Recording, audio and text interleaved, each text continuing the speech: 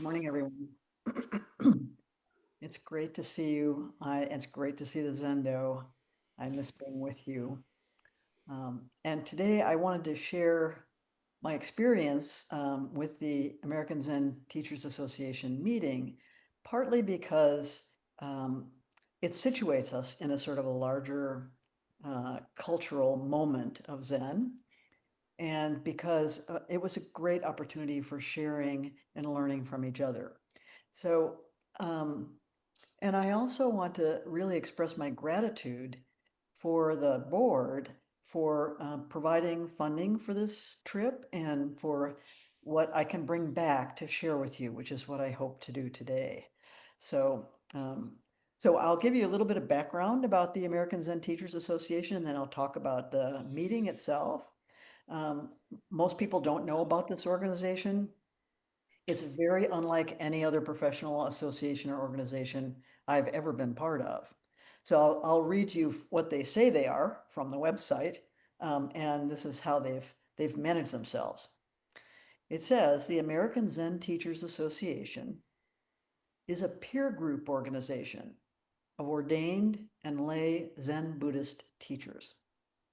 It began in the late 1980s as the second generation teachers group, which consisted of disciples who had received either teaching authorization or Dharma transmission from the mostly Asian Zen teachers who brought their practices to America in the second half of the 20th century.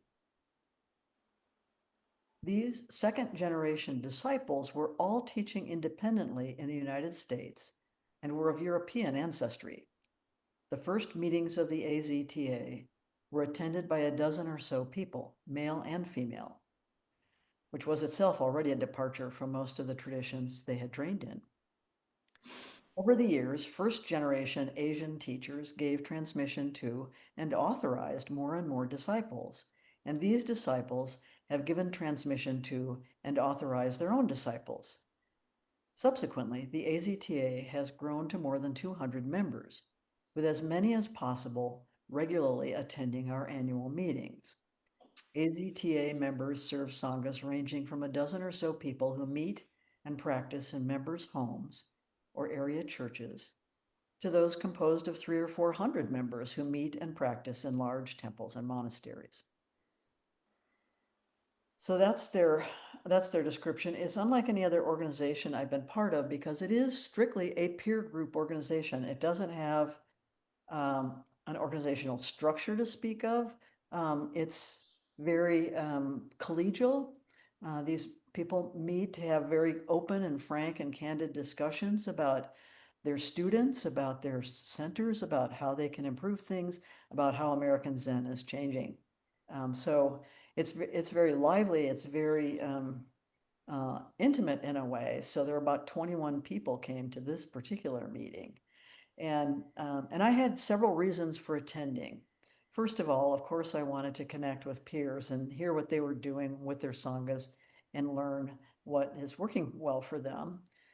And second, I wanted to discover whether the organization would be a good fit for the kinds of things that we would like our teachers to be involved in. And third, I wanted to see the facility because I was wondering whether it had potential for us to do residential intensives there. It's halfway between Houston and Austin. It used to be called the Margaret Austin Center. It's now called the Auspicious Cloud Zen Retreat Center. Um, they host a lot of different kinds of groups, yoga retreats and various kinds of retreats like that, all sort of spiritual or mind-body connections. So I thought I would share some of the pictures from that space so you can get a sense of how we might think about it in terms of our own intensives when whether we want to do some residential intensives there. They were certainly quite welcoming to that idea. So I'll show you. Now let's see what I want to do here. I guess I want to do this. Um, and can everybody see that? Okay. Yes. Yeah, okay. So I'm gonna just walk you through. This is the big dining area. You look at the great big windows. It looks out onto a prairie with a grove of trees and a creek on the other side of it.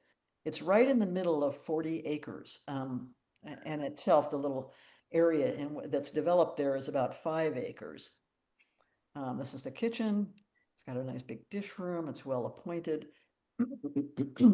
I did a lot in the kitchen because we have our cooks are very interested in seeing that. This is the meeting space, which is also the Zendo, which looks out. It has huge windows that look out over to the east and to the west. So in the morning, you see the sunrise. In the evening, you can see the sunset. At night, you can see the moon. This is where the altar is.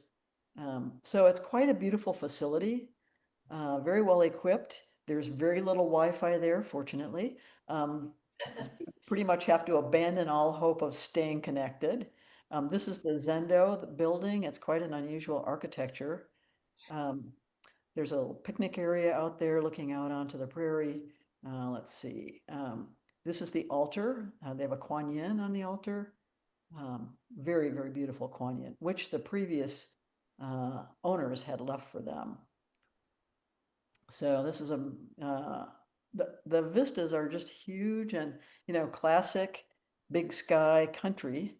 Um, and they've mowed a walk around the entire perimeter of the 40 acres. So most of us took walks um, during the meeting.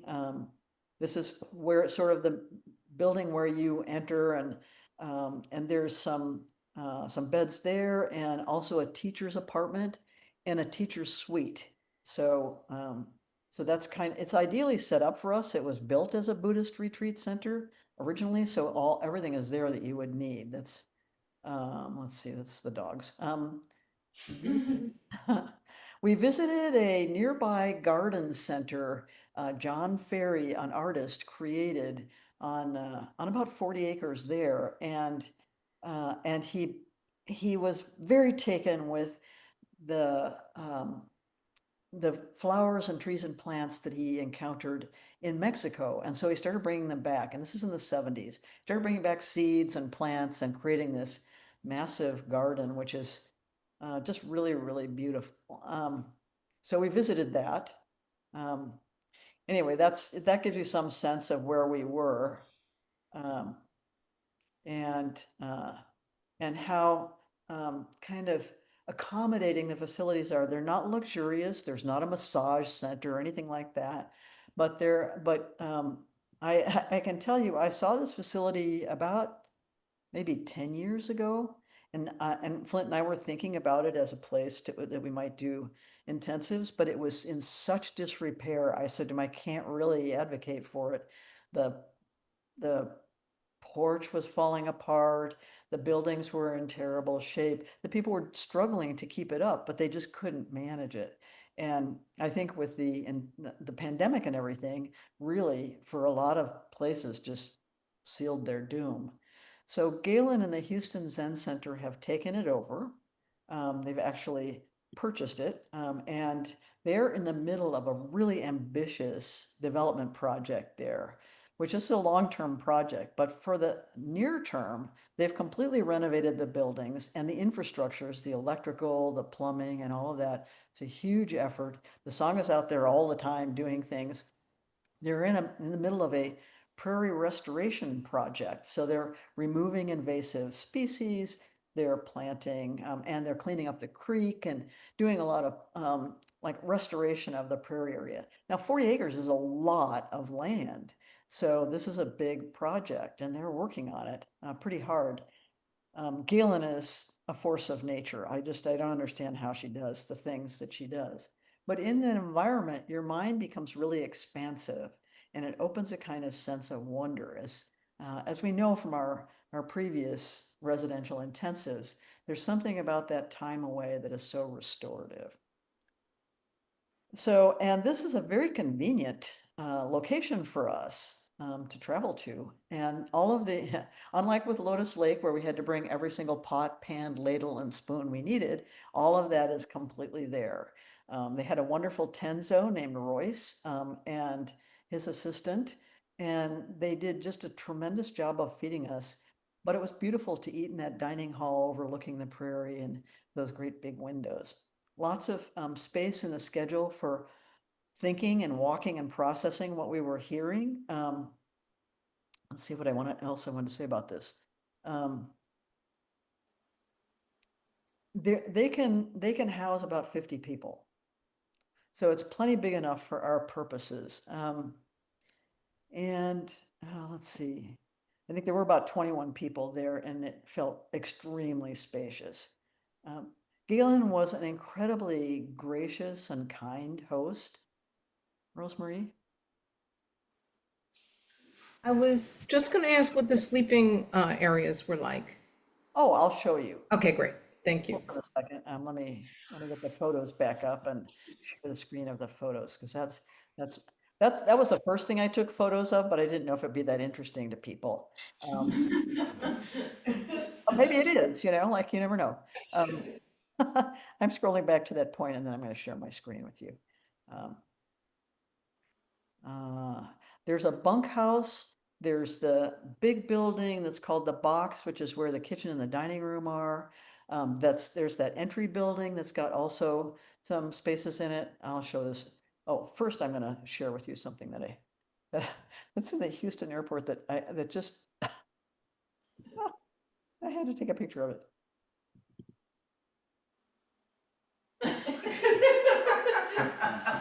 I mean, you know you're in Texas, right?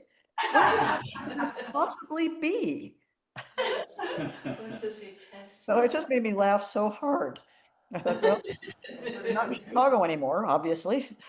So they have these, this is in the space, I think this might be this is the space I was in. Um, Nobody is ever housed in the bunk beds. And she's going to get rid of the bunk beds actually, because as she says, as it turns out, nobody actually wants to sleep in the bunk beds. So, especially if they're getting rid of those. This is, yeah, the other view from the other side. So you can see it's quirky. The architecture is quirky, but it's very inviting. And they've done everything, whitewashed walls, painted, to make it really appealing and attractive. Um, this, I think, is upstairs. There's an upstairs there. Yeah, here's the guys upstairs. The guys were upstairs. This is a kind of a big bathroom, and there's also a small bathroom off the space where I was. And this is looking out into the prairie. This is the dining hall. So anyway, that's what the accommodations are like. Um, we were very comfortable there. They have air conditioning. Yeah. There's a tiny Wi-Fi hotspot in the dining room, so everyone is clustered around when they had to check back in. But it was really nice not to be all that connected. So, okay, anything else you need to see? Okay, yeah. I took as many pictures as I could of the space. Other people took pictures of the gatherings, the groupings of people and everything. I'll have those to share with you guys later. I'll just post them, on email or something like that, a link to them. Anyway, yeah, thanks for asking about that. I wasn't sure if anybody wanted to see those things. So, yeah, so a little bit about the sessions. It was a very spacious schedule, as I said. We met for 2 hours in the morning. We first sat in the morning, watched the sun come up. We sat for an hour, and then we had a little break, and then we had breakfast, and then we had sessions. It was a very civilized schedule in terms of being able to really take in the space and really be able to process what we were talking about because they were quite intense. There was 2 hours in the morning and 2 hours in the afternoon and then covering big topics. Um, so, which I will now talk to you about some of those topics, because I think it really touches on what we're doing at Appamada and also how I represented what we were doing. So, um, I, this is the start, I think. Yeah. I wanted to understand, are most people doing really innovative things with their sanghas? Are they mostly following the traditional model? Now, the interesting thing about the AZTA that I really enjoy about it is that it's Zen teachers from all different lineages and traditions. So we had two Korean Zen teachers there. We had a couple of Rinzai teachers. We had people from Sambo Kyodan. So it's kind of a rich mix. And it was fun hearing about their path and kind of what their traditions are like. But most of them are following the traditional model that they trained in. There were people there, there's quite an age range. So the last time I went, it was all mostly older people, but there were quite a few, what I think of as younger people now, there as well. And it was very evenly balanced between men and women. So I was happy to see those things. So the very first session was how we think about growth. And that was very intriguing for me because they talked in the beginning about how do we define growth? What do we think of as growth? Is it growth in numbers? What does that even mean? So we tend to use numbers as a kind of metric for growth, but that's not necessarily the only metric. So then we started to brainstorm around what are some other ways we can think about growth. And I think this is important for our Sangha, which is in terms of numbers, probably relatively small. So we started thinking about types of growth. So as a way of understanding if the Sangha is thriving. So one might be participation. So how many people show up for things? One might be how much money do you have in the bank? One might be in terms of diversity. How diverse is your Sangha?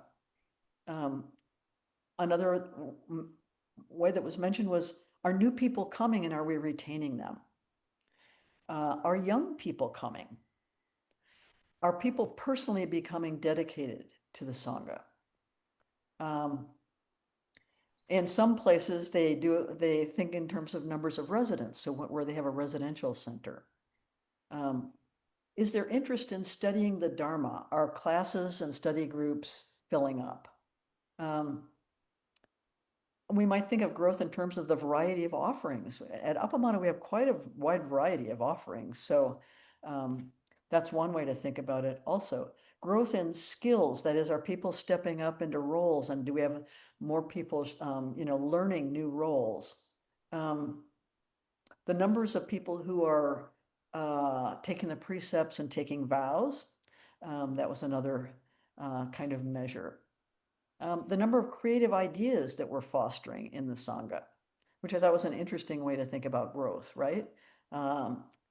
The number of people who are emerging as leaders, that's an interesting way to think about growth. For some of them, it was aiming for the ownership of a facility, having a physical facility to meet in. Some were talking about the number of website hits, the number of people who attend session or intensives in our case, the number of sessions that are being offered, the connections with other groups or with the community, the devotional connection, how many people have a devotional connection to the Sangha, the geographical reach in terms of sort of online and in-person participation. Some people talked about the growth as the development of their AV systems, like how much they're able to offer online, what they're able to do. So then we had a kind of a little bit of a workshop, kind of informal workshop with the Zen community of Oregon, talking about, and the woman who was leading it was talking about her experience working with nonprofits. And she said, in talking about their goals, she was talking specifically about their communication communication committee, and they distinguished goals, objectives, strategies, and tactics, and how we most often focus on tactics and often haven't articulated our goals, our objectives, or our strategies. And so there was a kind of a concentration around tactics and missing the larger view. So they had a retreat so that they could talk about that, the vow, the mission, and the goals. And their vision statement is very simple, to express and make accessible the Buddha's teachings. But how are we doing that? Was the question. So the what of we are doing often sort of takes precedence over the why we are doing. So it's easy to create new programs and want to do new things, but we have to think about also why are we doing it? So she talked about there's a lot of resistance in spiritual community, in particular Zen communities, to what we think of as marketing or proselytizing. And so there's a negative energy around that. She said we have to think in terms of letting people know what we are offering. And how we connect to our vow, which is, so the question is, let's see if I can identify this exactly. The question is, do we think that what we're doing is beneficial? Do we think that it has nourished us? Do we not want to share that with other people? So that was the question that came up. So then we had some small group work around that. And our sense that we've never really thought about what's a good size for our sangha. What's a good, what size would we feel is a healthy size? Typically, I haven't been focused on growing like numbers because we're doing something so radically different from the traditional model that I wanted to be pretty confident that we were getting the fundamentals right. And that there wasn't some sort of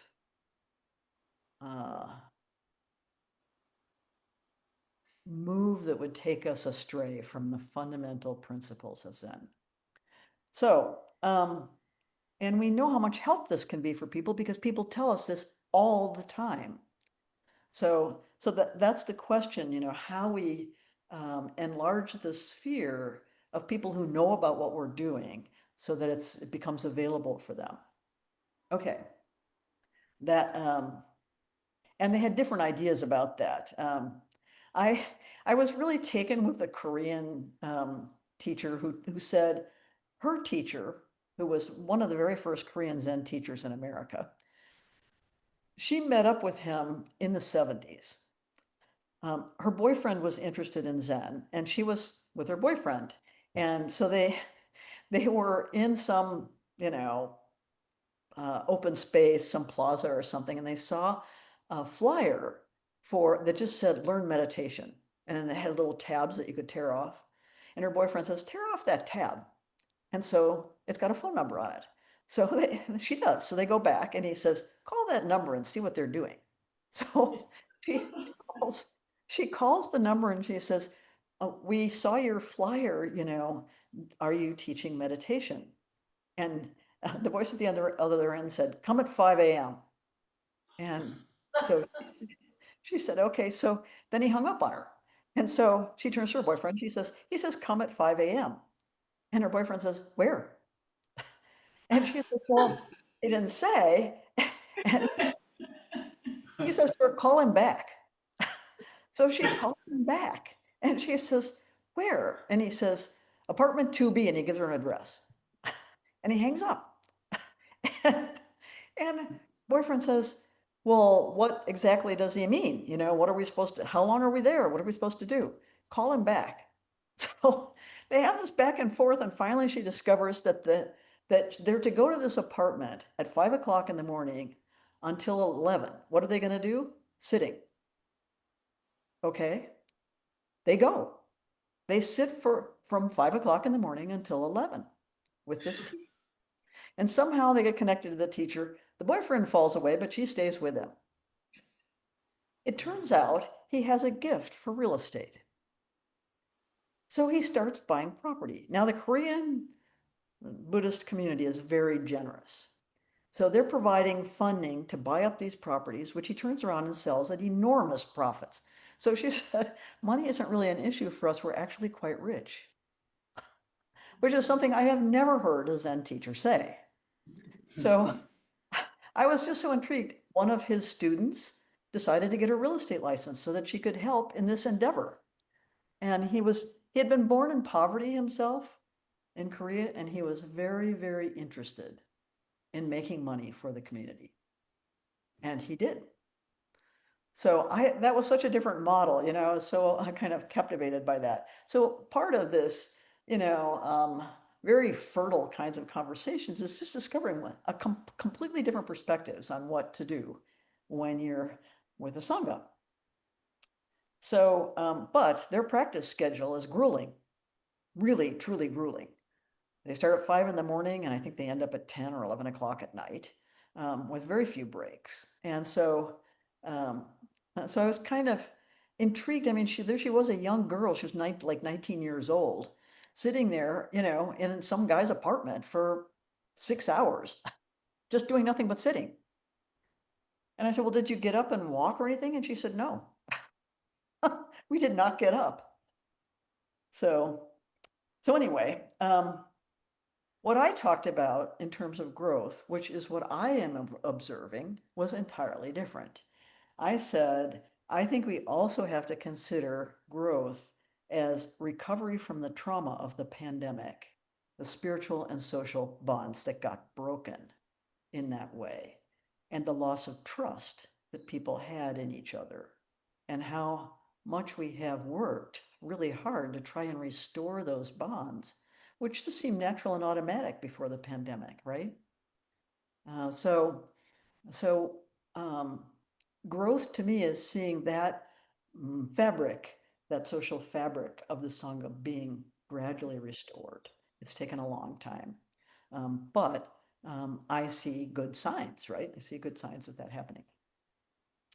Okay, so another talk that they wanted to talk about was about money.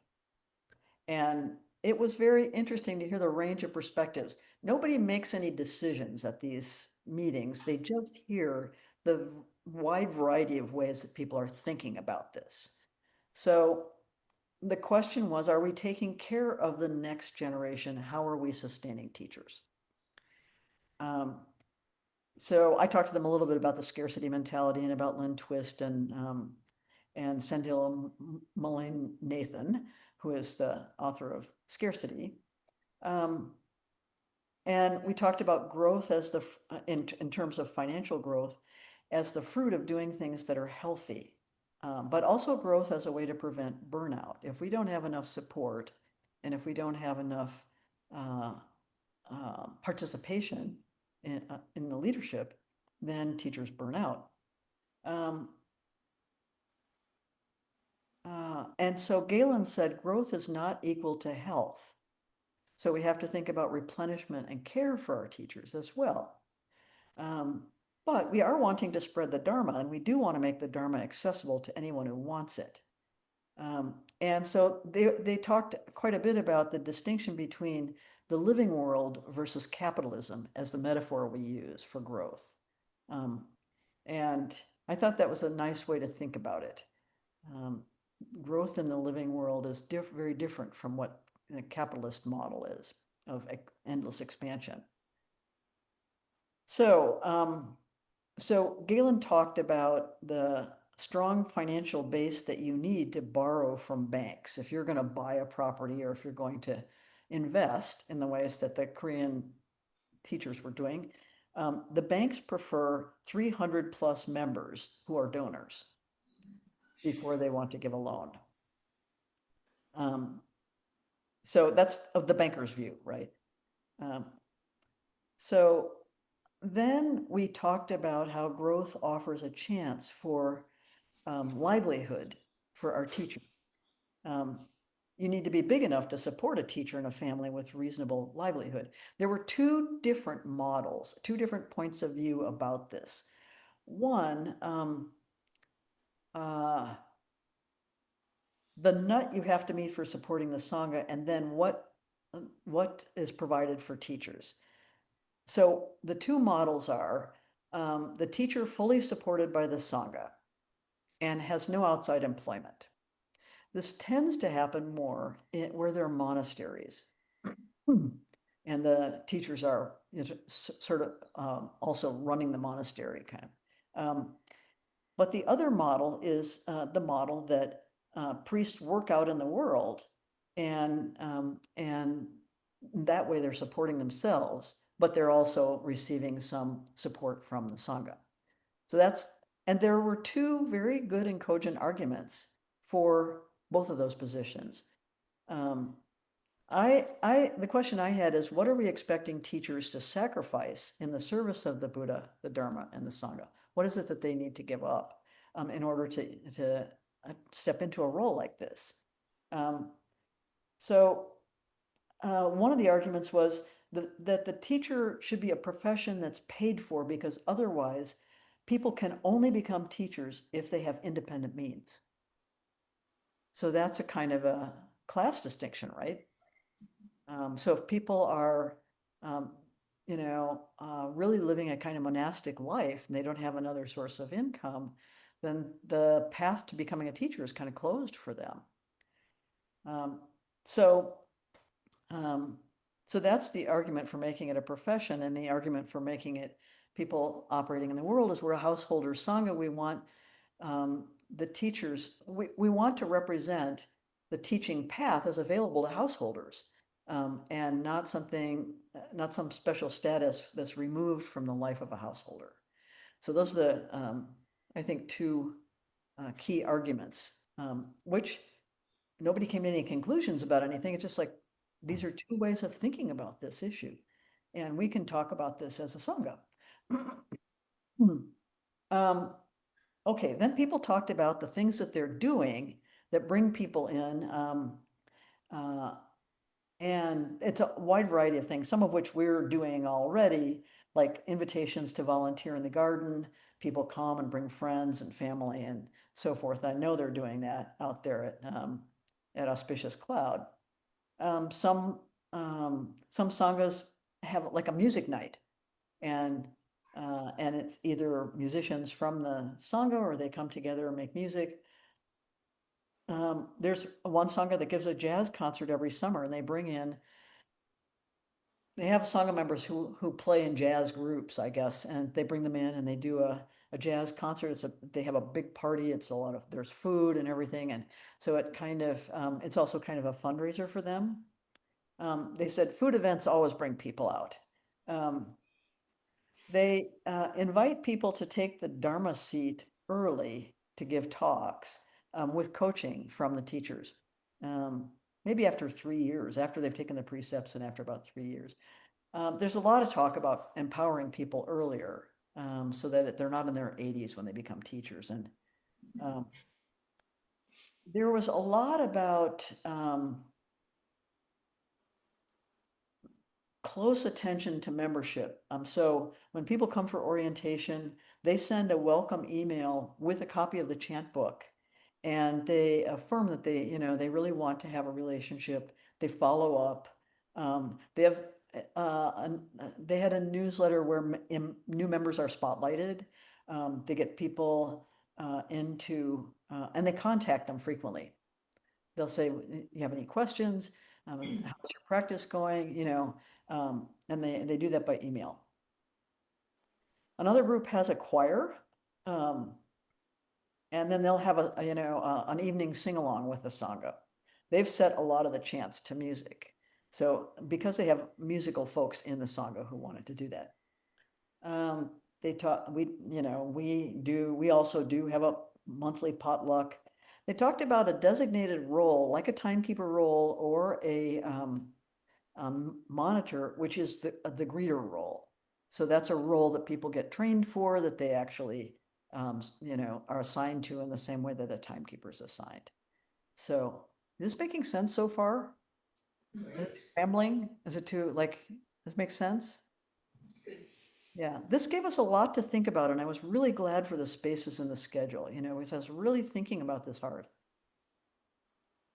So there was a whole session on adaptation, how we've adapted.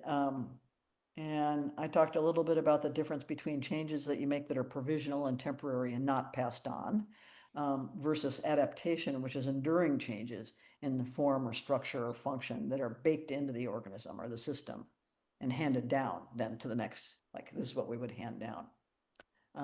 Some are successful, helping the organism thrive and survive in its environment. This is what cognitive scientists call goodness of fit.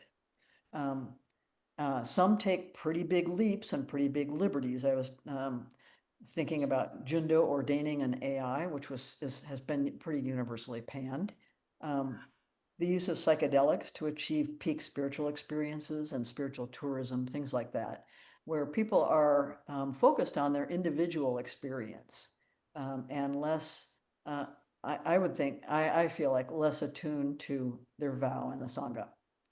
So whatever they're doing reveals some assumptions about the Buddha, the Dharma, and the Sangha.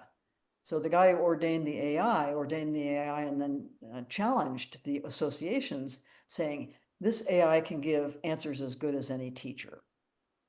As if just giving answers is, like hitting the jackpot there. So there's a big difference, I think, between individual exploration and the collective experience, right, of our spiritual life together. So I said, I explained to them, we at Appamada have made significant adaptations, both from the Japanese Soto Zen model, but also from Joko's pared down minimalist model. The adaptations have not been based on whim or some kind of democratic ideal, the preferences of Sangha members, or the lure of novelty. They're not a capitulation to the overwhelming influence of a late capitalist culture. They've been grounded in the practices and teachings of our Zen Buddhist tradition and the new forms, structures, and functions that have evolved as creative responses to resolve dilemmas created both internally within the Sangha and externally by the causes and conditions of the samsaric world. So we have added back into Joko's spare model formal ceremonies such as jukai and head student ceremonies. We have departed from the traditional Japanese Zen social architecture, and we have reshaped some traditional practices, even as we have adopted them. Zen students do so rakusus at Appamada and receive lineage documents and Dharma names in a traditional jukai ceremony, at which they then return their rakusus to the community, where they may be worn by anyone who's received the precepts or completed our 1-year precepts program. So they circulate in the Sangha for 1 year, after which the rakusu is returned to the person who sewed it. Rakusus then are not a marker of status, commitment, or dedication, but an honoring of the precepts in community. This drew an audible response from them. And it was of the variety of, oh, they were so taken with this idea. It was really lovely to have that response, that they were not gasping in shock and dismay.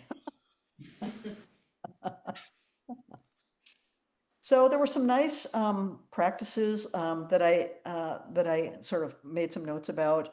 At Great Vow, they have a category called Silver Dragon. This is anyone who's in their 70s. So they have special rules for sessions for silver dragons. Platinum dragons are people in their 80s.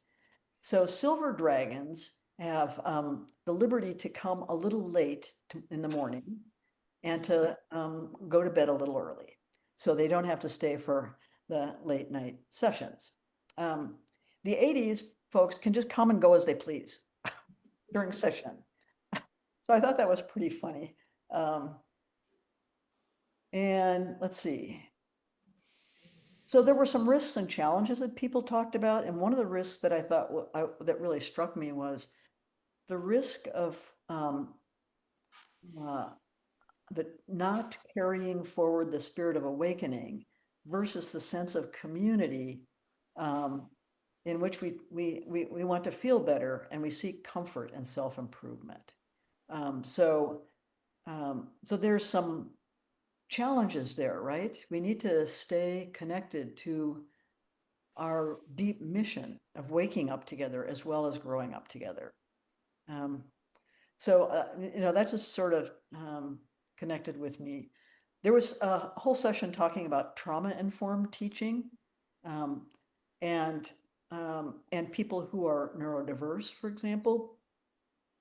Teachers talked about people coming for Zazen who have twitches or who can't sit completely still, and how Part of our discomfort includes sitting with people who are different, very different, neurodiverse, and how we have to prepare people for discomfort in practice, prepare people to be welcoming and accepting. One of the teachers said, yeah, sanghas can drift into couch potato zazen. And we need teachers to model this sort of upright commitment because they're widely imitated. I got a number of book recommendations and they talked about forms, and many of them are struggling to try and find a non-hierarchical structure. And they have what I would call proto-councils or models that are somewhat echoing what we're doing. So they're trying to change away from a patriarchal lineage and the teacher role as some kind of guru that is, target of projection and expectations. So when we were talking about trauma, we were talking about physical trauma, social trauma, psychological trauma, cultural trauma, complex trauma, and chronic versus one-time trauma. And the way that this is impacting people. What people with trauma need, according to the experts, is a sense of autonomy and agency, because that's what they were deprived of that created the trauma. This is at odds with the session container, right? So they alert people, they do a group announcement at this one center that explains why we have a strong container as a kind of pressure cooker for deep inquiry. If you need to leave the Zendo, you show them how they can do that politely, and this is how you can come back. So that they never feel that they're deprived of their agency. Does that make sense? Yeah. So a lot of people are dealing with trauma. I would say everyone in the nation has pandemic-induced trauma, and that's a social and cultural trauma. It's global. We have other traumas that are currently being inflicted on the nation. In my own neighborhood, there's a video of a woman being snatched off the street by the Border Patrol, and her screams are piercing and haunting. We have a sitting president who's declared war on my city, and this is felt everywhere as a sense of oppressive dread. My sister's children are half Japanese, and her grandchildren are Japanese and Thai and Anglo, and they do not look white. She is terrified for them. So this is the trauma that we're living with on a daily basis. So it was important to talk about trauma and how we can support each other. That's the only really helpful thing that can happen, is that people feel warmly supported by other people. They talked quite a bit about training and about developing people. And one of the things that I got a lot of really good ideas from this, from the discussion of training. There's at Great Vow, they do, Hogan and Chosen were doing a 3-year seminar program for leaders, which they were calling a Sangha Kai. And the Sangha Kai means they invited 9 people to join the Sangha Kai. It's a 3-year program. They were sitting a lot of sessions, which they do session every month at Great Vow. They had 6 people who are in that group who are now Dharma transmitted.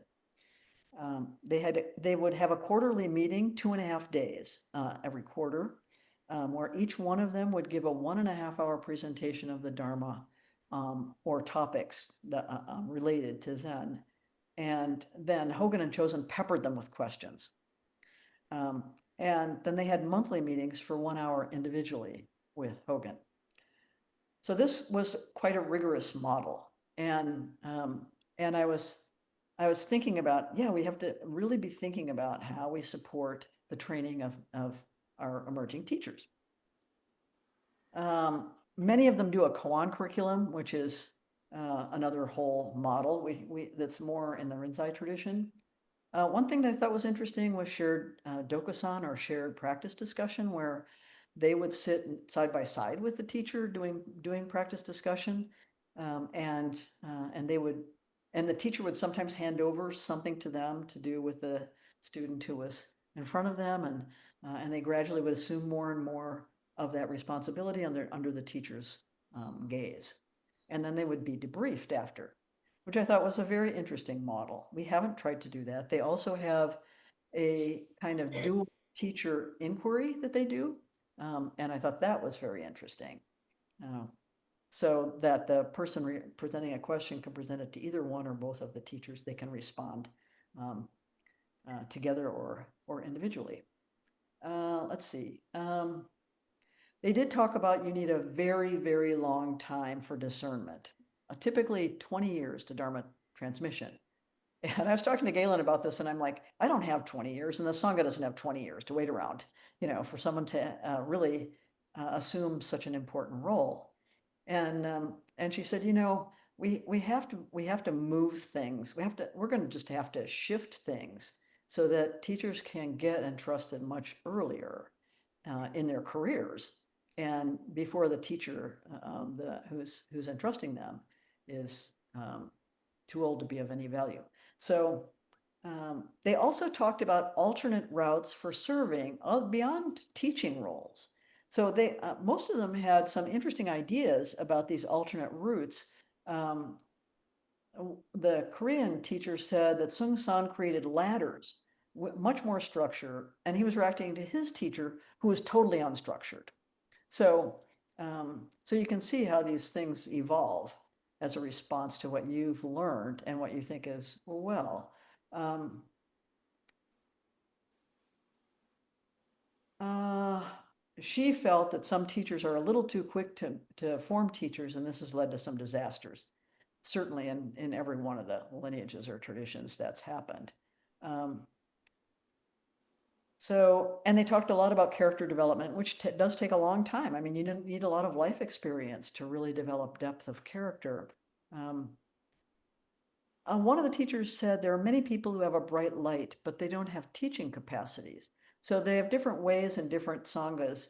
Like some of them have uh, uh, a role called elders, Dharma elder, and that Dharma elder is equal in rank to a teacher, but they don't have a teaching role. So they might be scholars, they might serve the Sangha in other ways.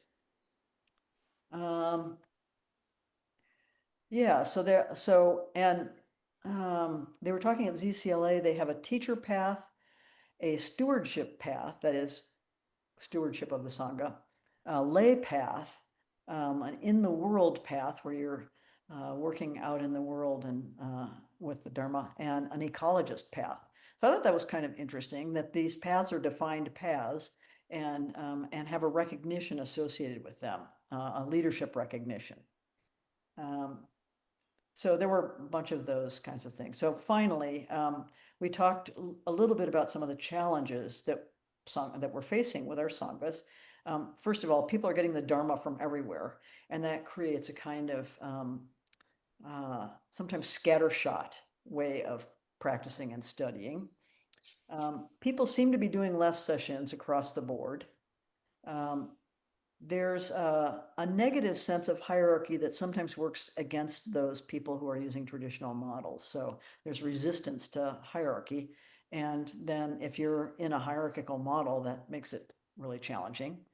The idea that people feel like if they check the boxes, they should be made a teacher, when there's still so much more they need to learn. There's a course called Healthy Boundaries that is about sort of ethics, and it's a 5-week course, something we ought to investigate. And one of the challenges is students not really willing to follow the teacher's guidance, but wanting to have some kind of recognition. And of course, the usual old age, sickness, and death. So, so some of the concerns they talked about were that some centers have a bunch of teachers, but they get no further mentoring after they've been authorized. and there's a kind of failure to launch. That is, they're not leading sanghas in other places. They're not going out. And I know San Francisco Zen Center has a big problem with that because it's so comfortable being there at San Francisco Zen Center. It's hard for them to teach independently. Let's see. Yeah, some questions about post-transmission formation in education and how we can keep fostering that for teachers. And they talked a lot about ethical issues in the Sangha, and the Healthy Boundaries course was mentioned a couple of times.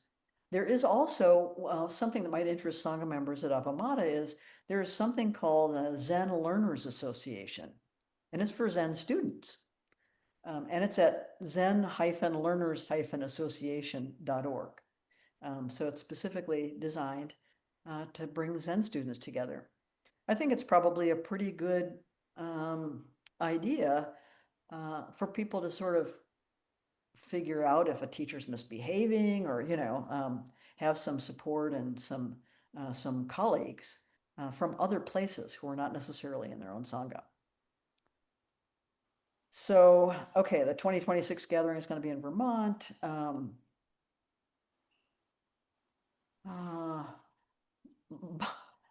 They talked about a dark retreat that they do at the, we would never ever do this, but there's a dark retreat they do at Great Vow where the person, a very experienced person, this is never done with anyone who hasn't had a lot of session experiences, maybe, and has been faithfully attending 7 or 8 years. It happens in a session, and one person is in complete darkness for 6 days. So they have a room set up that's all the light is completely blocked. They have double doors so they can leave food for the person. Of course, they can't see anything, so they have to like feel for it. There's a bed and a toilet in the room and a sink. They never leave. The teacher checks once a day through a curtain. So they're in complete darkness. And this is a kind of a Tibetan tradition practice. So they report all kinds of visual experiences and all kinds of transformational changes and all of that. But I was like, yeah, no.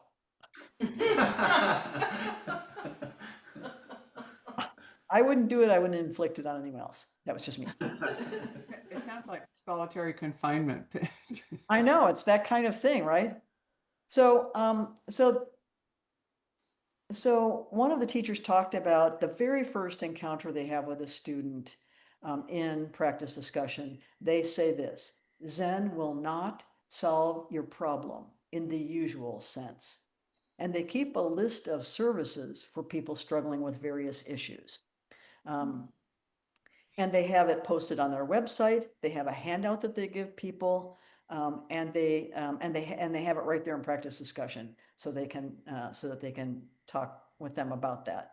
It's just a kind of heads up, the warning label on the box, like, and I thought it was an interesting way to start out. But in any event, something we might think about having available for people in one form or another. And finally, I want to share something with you that they shared with us because we're coming up to the time of year when it's traditional in Zen to do what's called Sejiki or Segaki, which is a ceremony, a hilarious ceremony. People come in costume because it's usually held around Halloween. It invokes things like Halloween, Day of the Dead, and so but it's very traditional. So what you do is you put a bunch of junk food on the altar. There's a whole ceremony that you do where you open the door, you invite the hungry ghosts to come and be fed. And you do a lot of chanting and welcoming them in some places. They have some of the Sangha members dress up as ghosts with no mouth piece, just eye pieces. And they go out into the woods, and then the Sangha members go out and invite them to come in. So, so that's something, it's very fun to do. I want to share with you Krishna Das's composition for this occasion, because I think you will really appreciate it.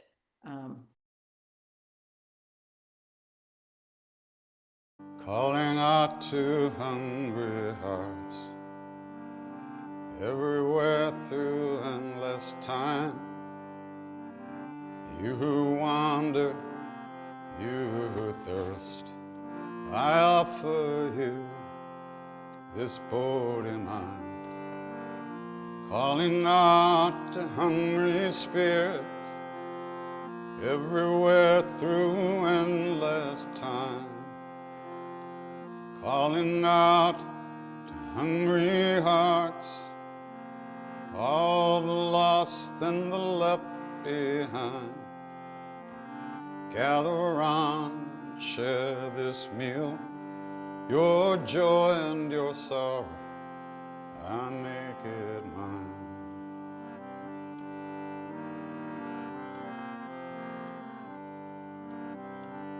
Calling out to hungry hearts everywhere through endless time.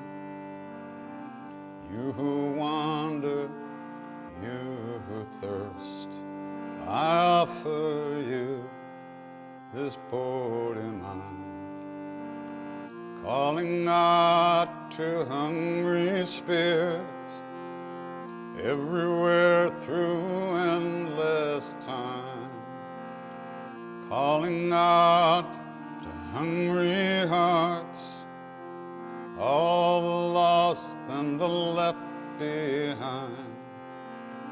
Gather around and share this meal, your joy and your sorrow, I make it mine.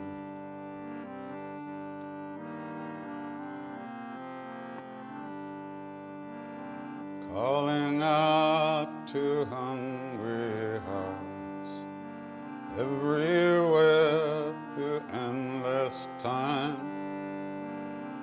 You who wander, you who thirst, I offer you this body mine, calling out to hungry spirits everywhere through endless time, calling out to hungry hearts, all the lost and the left behind. Gather around and share this meal, your joy and your sorrow, I make it mine. It's so easy to learn. We all ended up singing it. But also is a kind of a lovely song for that occasion, right? For that, if we decide we want to do a ceremony like that. Anyway, uh, that's all I really wanted to share with you. And I think we might have time for questions. No, not really. Not really. We Okay. try to, yeah, Have we gone way over? yeah. Oh, my bad. It's okay. And the one thing you didn't talk about was the reception for your book. Oh, that's true. I showed, they have Zed Talks, which are 15-minute talks that people signed up for. And I did show spreads from the book that included, 8 or 10 layouts. And I talked about why this project is important for them, that they need to be doing this with their sanghas. And the best time to start would have been 5 years ago, but the good time to start would be now. And just start gathering, have people interview each other and start gathering the photos and things that will give a record of their sanghas. And there was just like this sort of stunned silence after it. And I thought, oh no, they think this is really bad. And then they kept coming up to me and saying, I want to buy a copy. I want a copy of the book. I want it for the monastery. I want it for our library. So that was very sweet. And I will say, the last thing I want to say is Galen was a spectacular host. She's extremely gracious. If you have any interest in like learning about the traditional practice, go to the Houston Zen Center. You don't have to go to San Francisco Zen Center. They have a very correct model there, and Galen is very, very appropriate, but she's also warm and kind. And so we're very welcome to attend sessions there or to go for a visit. It's a beautiful facility. I want to encourage you. You don't have to go far. Houston is not that far away. So, and please, when you do, send her my best regards. We had a really warm connection there and lots of good conversations. Okay. Sorry to go over.